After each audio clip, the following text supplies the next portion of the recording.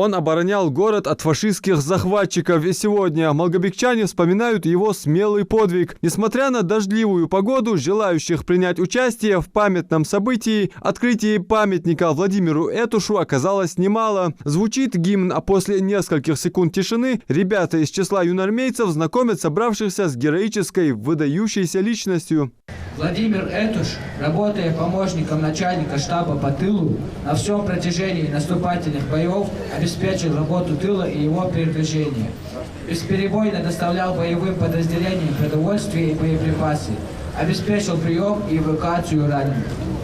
В сентябре 1943 года, наступая на районные центры Куйбышева, лично с группой бойцов первым ворвался в село и в уличных боях уничтожил 8 солдат и офицеров противника.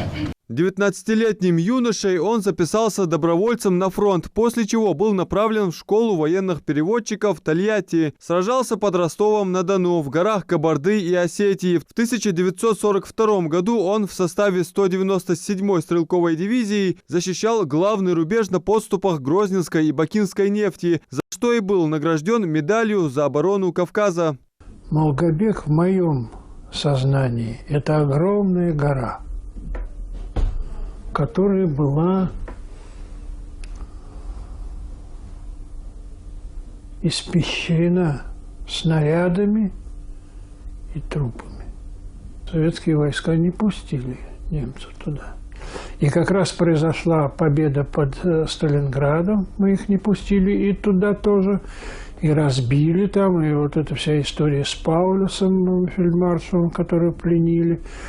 И они начали оттуда бежать, а мы их начали подгонять с Кавказа. За образцовое выполнение боевых заданий и проявленные при этом доблести и мужество награжден орденом Красной Звезды. В выписке из наградного листа сказано: в боях за социалистическую родину против немецких оккупантов показал себя смелым и решительным командиром. В наступательных боях в районе Моспина Владимир Абрамович был послан на помощь в батальон, имевший сложную обстановку. Не щадя своей жизни, повел роту на врага и умелым маневром уничтожил 30 солдат и офицеров, захватив при этом ручной пулемет. И далее, где бы ни оказался, прослыл смелым и отважным защитником Родины. Сколько бы ни прошло времени, но в памяти нашей с вами этот человек будет всегда. Потому что он не просто защитник нашего с вами города, так он же ведь активное участие принимал в том, чтобы мы сегодня жили в городе воинской славы. Будучи уже немолодым человеком, он внес огромный вклад, чтобы через многие-многие годы подвиг жителей Малгобека, подвиг защитников Малгобека признали на самом высоком государственном уровне.